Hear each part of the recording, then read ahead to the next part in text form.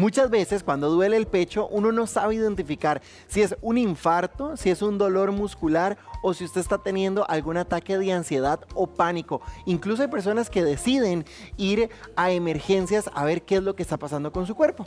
El doctor Jorge Espitaleta está con nosotros esta mañana para explicarnos, doctor, ¿cómo podemos distinguir entre un infarto, un dolor muscular y un ataque de ansiedad, por ejemplo? Buenos días. Buenos días. Bueno, básicamente pues hay factores de riesgo, hay síntomas previos o premonitorios que llamamos y hay cosas que nos deben hacer pensar. Hay factores de riesgo como enfermedades previas.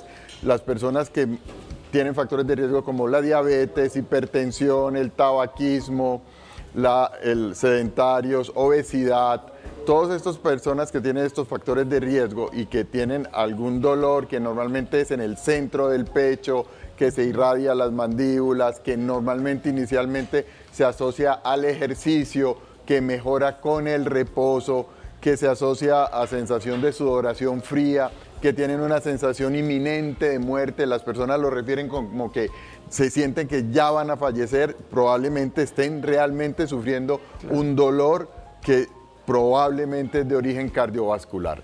Normalmente los dolores que son de origen muscular son reproducibles, normalmente se reproducen con algún tipo de movimiento, con digitopresión, se deben después de algún esfuerzo físico extenuante, no tienen que ver con el ejercicio inmediato, no tienen que ver con el reposo, no se asocian con esa sudoración fría, etcétera, etcétera. Y los ataques de ansiedad normalmente se asocian a alguna serie de sintomatología como que se nos duermen las manos, que empezamos a respirar más rápido, pero lo más importante es que ante la duda no tenemos que tener dudas. Si uno definitivamente piensa que está sufriendo realmente un infarto, tenemos un tiempo muy corto en donde el corazón es importante y los minutos son músculo cardíaco dependiente y uno debería sí consultar ante la duda al servicio de emergencias porque la posibilidad de que salvemos el músculo miocárdico, el corazón, depende del tiempo. Entonces, pues no podemos definitivamente dilucidar o decir que considere que esto es un ataque de pánico y quédese en casa tranquilo. Si uno sospecha que tiene y que está sufriendo un ataque al corazón, pues la recomendación definitivamente es acuda al médico, acuda al servicio de emergencias, porque el tiempo de que nos demoremos en reperfundir el corazón, si realmente está sufriendo un infarto, va a ser vital para poder rescatar la mayor cantidad de músculo. Entre más rápido lo hagamos, mucho mejor va a ser para el paciente. Pero recuerden, obesidad, tabaquismo, sedentarismo, hombres mayores de 45, normalmente en las mujeres es un poco más tardío, ¿ok? En las mujeres normalmente los infartos son después de la menopausia, los hombres es un poco más temprano, historia familiar, los que sufren de colesterol, los que sufren de presión, los diabéticos, todos estos son factores de riesgo para que las arterias del corazón se vayan cerrando y esto es lo que produce al final de cuentas un ataque del corazón. Doctor, ¿qué significa entonces tener un preinfarto? Ok, un preinfarto es como un aviso que nos está dando el corazón de que está sufriendo falta de oxígeno. Normalmente el preinfarto, que la gente llama, técnicamente el término es como una angina de pecho y es básicamente que el corazón nos está diciendo, tenga cuidado, me está dejando de llegar oxígeno a alguna zona del corazón y me estoy manifestando. Cuando yo hago algún tipo de ejercicio, empiezo a sentir dolor de pecho, si me pongo en reposo, me siento, el dolor puede ceder, cuando corro o hago algún tipo de cierta manifestación, me duele, si me quedo en reposo mejoro, me está diciendo el corazón, ojo, algo no está funcionando bien, eso probablemente sea un preinfarto o una angina de pecho, que es el término correcto. Entonces, las personas tienen que tener mucho cuidado con esos avisos que nos está dando. Normalmente en ese momento no hay muerte del músculo del corazón. Lo que está diciendo es que le está faltando irrigación a un pedacito del músculo del corazón, pero que se recupera después de hacer reposo o cuando se ponen la pastillita debajo de la lengua que mejora la circulación del corazón. Entonces eso lo que nos es como un aviso, como una bandera roja, cuidado, su corazón está sufriendo, no está todavía en el punto más crítico, pero está sufriendo, por favor consulte. Eso es un preinfarto. El infarto es cuando ya se tapa por completo la arteria que lleva irrigación o lleva oxígeno a una parte del corazón y esa parte del corazón deja de tener oxígeno, se muere un pedacito del corazón y eso es a lo que llamamos un infarto. Entonces, normalmente cuando ya hay un infarto, deja de llegar irrigación, llega a llegar oxígeno a esa parte del corazón y lo que intentamos hacer en los servicios es abrir esa arteria lo más rápido posible para que el tamaño de lo que se murió sea lo más pequeño posible y nos dé la mínima manifestaciones a futuro posible de la contractilidad del corazón. El corazón es un músculo como cualquiera de los otros músculos, solo que es autónomo. Entonces, entre mejor cantidad de músculo yo tenga, mejor va a tener contractilidad. Entonces yo tengo que preservar la mayor cantidad de músculo vivo posible para que este funcione bien. Ahora bien, doctor, hablemos cuando es un ataque de pánico o de ansiedad, que es, los que lo han experimentado, lo más parecido a un infarto. Exacto, es muy complicado y por eso les digo que a veces es muy difícil distinguir. La gente siente falta de aire, siente que se está muriendo también, siente que no puede respirar, pero normalmente estos vienen desencadenados por algún proceso probablemente emocional. Los pacientes empiezan a respirar muy rápido, entonces uno normalmente les dice que respiren despacio, que tomen aire de manera tranquila. Normalmente las manos empiezan a quedar dormidas, entonces las personas refieren que no sienten los dedos, entonces les dice respiren despacio, van a empezar a mejorar esa sensibilidad de las manos, se empiezan a calmar y conforme esto va mejorando, van mejorando también la sintomatología de la falta de aire y de la sensación esta de dolor de pecho.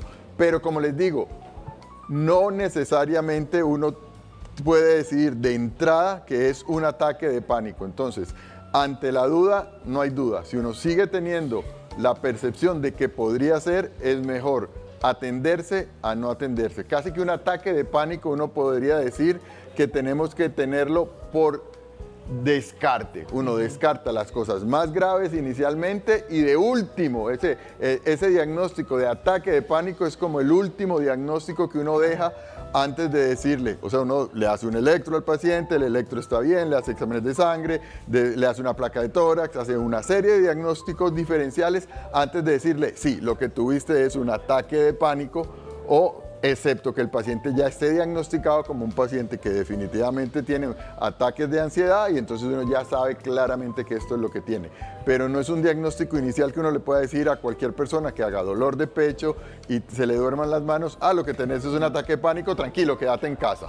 Ok, ahora bien, doctor, ¿cómo entonces lo podemos distinguir cuando es un dolor muscular, verdad? Porque a uno le da susto cuando le duele el pecho y al rato es una contractura muscular porque hay gente que incluso aqueja dolor en el brazo izquierdo y eso enciende todavía más las alarmas. De hecho, sí hay un dolor muy típico que se llama osteocondritis, de hecho es un dolor que da en la unión del esternón con las costillas, normalmente es después de un ejercicio, pero son dolores que se reproducen normalmente con la digitopresión. Entonces, normalmente ustedes se tocan y el dolor es reproducible, es un dolor muy puntual cuando se tocan, las personas se tocan y el dolor es muy reproducible, entonces dice, uy, ahí es donde me duele, justo ese es el punto donde me duele, si no me toca no me duele, o me duele cuando respiro profundo, pero si respiro normal no me duele, cuando hago un movimiento de extensión es cuando viene el dolor, si yo estoy quieto no me duele. Ese tipo de dolor es el tipo de dolor que normalmente caracterizamos como un dolor muscular.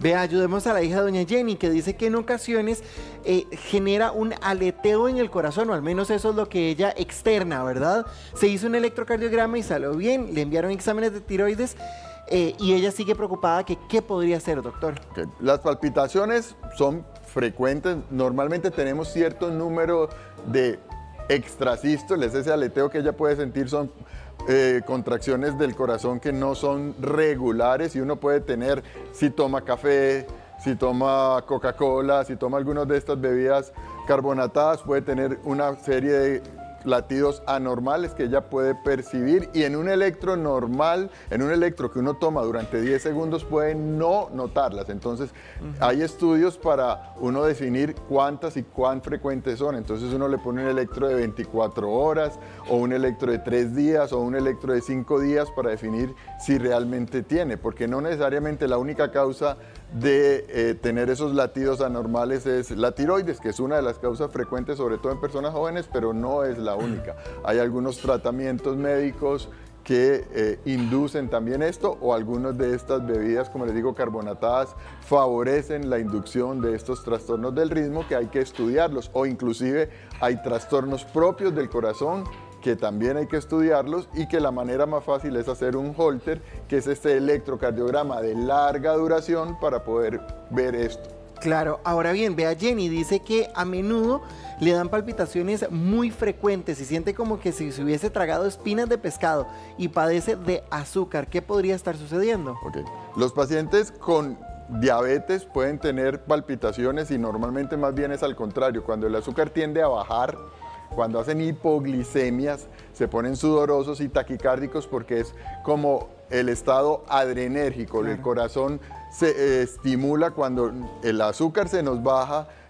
Tenemos como un estado de alarma, y el estado de alarma desencadena precisamente esas palpitaciones. Entonces hay que vigilar a ver qué está pasando con la glicemia de esta paciente, a ver si es que está haciendo más bien datos de hipoglicemia, y ese estado de adrenalina exaltado por las hipoglicemias es lo que nos está dando las palpitaciones. Dice Mari también que ella tiene una hija de 12 años y tiene varios días de que le duele el pecho al lado del corazón.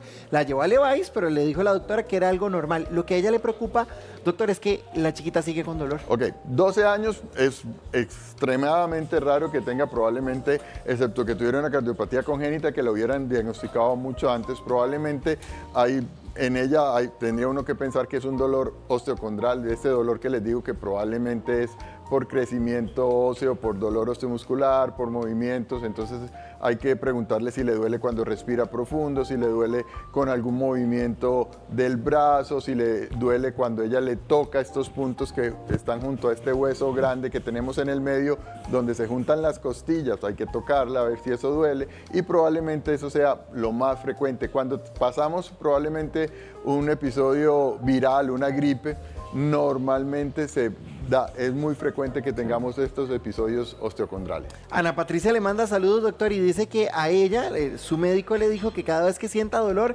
mejor vaya a hacerse el electrocardiograma de una vez. Si tiene algún antecedente, probablemente esto es lo más importante. O sea, un paciente diabético, un paciente hipertenso, un paciente obeso, un paciente con dislipidemia, un paciente que ya tuvo un infarto, obviamente, ante cualquier riesgo, a cualquier evento de riesgo, definitivamente uno tiene que descartarle, obviamente. O sea, como les digo, uno no puede de buenas a primeras o con una telemedicina, por ejemplo, decirle, no, su dolor no es cardiovascular, quédese tranquilo en casa, porque, como les digo, tenemos 3 horas, 4 horas para poder reperfundir el corazón si lo que está sufriendo realmente es un infarto. Entonces no podemos perder ese tiempo valioso para reperfundir el corazón, para recuperar el músculo cardíaco, porque de eso dependemos la circulación de todo el cuerpo, de que llegue oxígeno al resto de las partes del organismo. Entonces no es nada más quedarnos en casa tranquilo. Obviamente, si ya sabemos que el paciente tiene un trastorno ansioso, si ya sabemos que el paciente tiene alguna otra patología, pues uno va descartando de entrada. Pero si es un paciente de riesgo aumentado, un paciente de edad, un paciente hipertenso, diabético, dislipidémico, tabaquista, obeso, obviamente lo más importante es descartar lo más grave inicialmente y ya después ir haciendo el proceso de descarte. Doctor, muchísimas gracias. Jorge Hospitaleta, muy amable. Maricris Rodríguez Rojas.